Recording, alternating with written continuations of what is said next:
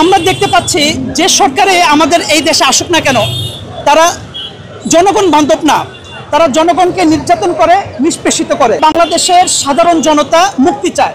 আজ 1971 সালে বাংলাদেশ স্বাধীন হয়েছে। আজ স্বাধীনতার আমরা 56 থেকে 57 বছর অতিক্রান্ত হয়েছে। তো আমরা দেখতে পাচ্ছি যে সরকারে আমাদের এই দেশে আসুক না কেন তারা জনগণ বান্ধব না, তারা জনগণকে নির্যাতন করে, নিষ্পেষিত করে।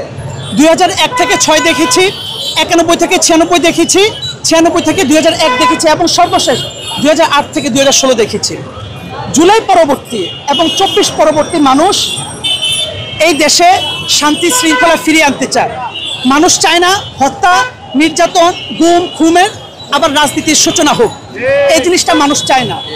এবং আমরা দেখে আসছি যে 5 তারিখ পরবর্তী অঘোষিত একটি দল তারা তাদেরকে এই দেশের সর্বোচ্চ মালিক হিসেবে তারা নিজেদেরকে প্রতিষ্ঠিত করতে চাচ্ছে, যার ফলে আমরা দেখতে পাচ্ছি প্রতিনিয়ত তারা পাড়া মহল্লায়, সিটি কর্পোরেশনে, একেবারে পাবলিক টয়লেট থেকে শুরু করে সর্বস্থানে তারা তাদের নৈরাজ্য বিস্তার ঘটিয়েছে।